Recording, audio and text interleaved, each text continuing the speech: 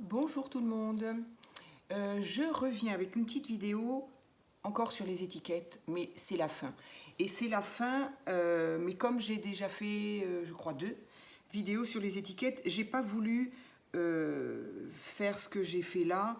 Je les ai pas faites en vidéo, quoi. Mais je voulais quand même au moins juste les présenter. C'est-à-dire, alors celles-ci, j'avais fait une photo, une vidéo sur ça, donc papier craft évidé avec die sapin feuille de houx, derrière laquelle j'avais collé une feuille pailletée, ici doré, argent, ici vert, et j'ai recollé au dos un craft pour cacher le tout. Voilà, j'ai trouvé que ça faisait, je pense que ce sont mes préférés. Je les trouve très jolis, très sympas. J'ai collé ici après des petits stickers et ici en décalco que j'avais trouvé le sentiment, voilà, ici aussi, et ici des petits stickers, ça c'est pas les stickers, ça vient de ça. Ça vient de mes stickers que j'avais trouvés chez Lidl. Voilà. Donc, pourquoi je reviens sur celle-ci, c'est que j'ai quand même légèrement ombré les bords, hein, on le voit légèrement, avec donc la vintage photo. Et ensuite, j'ai fait les bords, évidemment, toujours moi les bords. Et là, j'ai donc utilisé mon fameux crayon gold. Comment est-ce que vous allez voir ça? Bref, avec une mine large, très large, c'est la plus large celle-ci. Et c'est comme ça que je peux faire les fonds, les bords, pardon. Donc voilà, voilà ce que ça donne. On voit que c'est légèrement doré. Moi, j'aime beaucoup l'effet que ça donne. Voilà. Donc, j'ai fait la même chose. Non, j'allais le faire. En fait, je les ai tous faits. Et j'ai dit, mes flûtes, je pourrais peut-être au moins raconter ça. Je pourrais au moins en parler. Donc, voilà, sur celle-ci, sur le sapin, je n'ai pas fait. Donc, j'ai juste fait légèrement à la vintage photo. Et là, tout simplement, avec mon stylo très large, voilà, je fais le bord et tout de suite, selon l'éclairage évidemment, j'ai ma main dessus. Donc hop. Alors parfois il faut le refaire 2 fois parce que l'encre sèche et en séchant, du coup on la voit un petit peu moins. Donc bon, c'est pas grave, on le fait 2 fois. Mais voilà, voilà ce que ça donne et ça finit quoi, ça finit. Et je trouve ça super joli. Super joli. Restons humbles, restons calmes en tout cas. Moi j'aime beaucoup en tout cas, c'est surtout ça. Donc celle-ci c'était pareil, j'avais évidé mais j'ai recollé la découpe. Mais avant de la recoller, évidemment, au fond, sur le fond, j'avais collé un papier brillant rouge. Et pareil, j'ai mis des petits stickers. Donc j'ai ambré aussi. Et là, je fais mon tour avec mon stylo doré. Ça, franchement, stylo doré, je me demande, du coup, je vais les avoir pris tous, c'est quand même dingue. Je me demande si je vais pas me prendre les argents, après tout.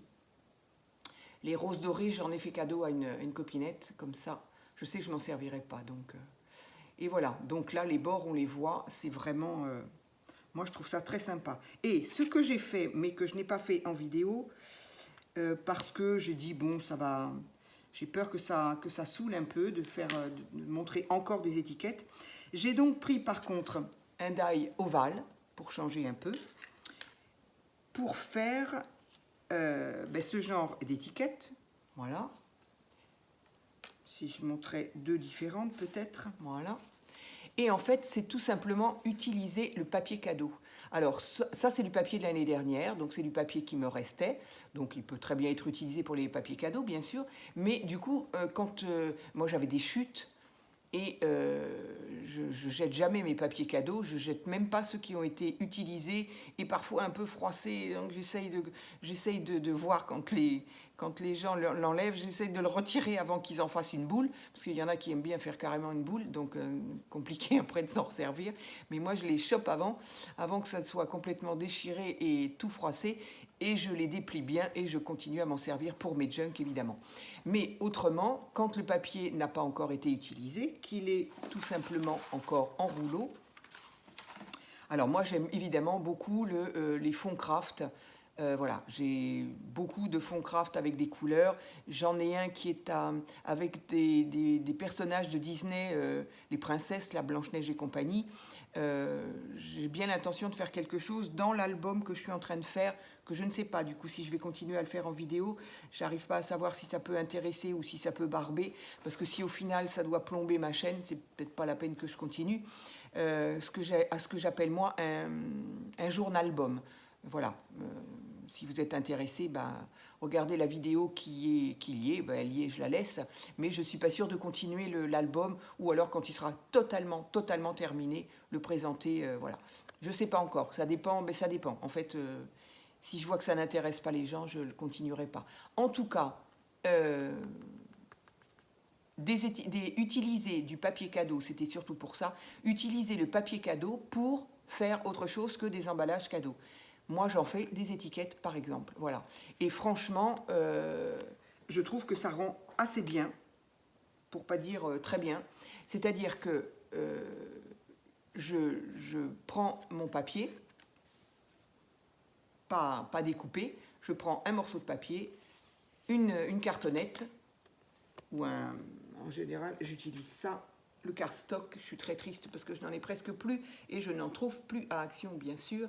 Donc, je prends un morceau de cardstock, je l'encolle avec de la colle stick et pas de la colle liquide, et j'appose mon papier cadeau comme ça directement, sans trop réfléchir. C'est pour ça qu'ici on a des dessins bizarres et qu'ici on n'en a que la moitié et qu'ici c'est pareil, c'est coupé. Voilà, peu m'importe. Il s'agit d'étiquettes, encore une fois, ce ne sont pas des cartes. Donc voilà. Donc j'en colle mon cardstock, je colle mon papier. Je les coupe à la mesure, évidemment, pour ma machine, parce que moi, j'ai celle-ci qui est petite. Et ensuite, je fais ma découpe. Et voilà, ça donne ça. Et le papier encollé comme ça, avec la stick, je trouve que ça donne très, très bien, franchement. Alors, j'aime beaucoup ce die-là qui est festonné. Non seulement festonné, mais qui donne un peu un aspect fausse couture, tout le tour. Je trouve que ça rend très bien. Pour une petite étiquette, je trouve ça génial. Voilà, je perfore en haut et voilà. Ici, j'ai mis un petit sentiment. Bon, ok, le fond beige écru là du cardstock, c'est peut-être pas, voilà, j'aurais pu faire une autre couleur, un vert, un vert, un rouge, j'aurais pu. Mais j'avais pas sous la main. Et encore une fois, il s'agit là d'étiquettes. Ça aurait été une carte, je me serais quand même un peu plus foulée, je dirais.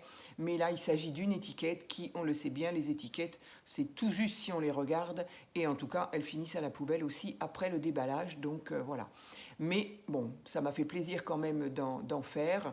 Voilà. Donc, voilà ce qu'on peut faire avec du papier cadeau, des étiquettes. Et là aussi, j'ai légèrement passé plus sur l'une que sur l'autre, d'ailleurs, j'ai l'impression. Un tamponnage vintage. Les mots, ils viennent pas quand on est en vidéo. Oh, qu'est-ce que c'est pénible. Et j'ai repris mon stylo feutre à pointe large, gold, et j'ai fait les bords également. Voilà. Donc on les voit là. Je trouve ça, c'est juste la finition. C'est juste la finition.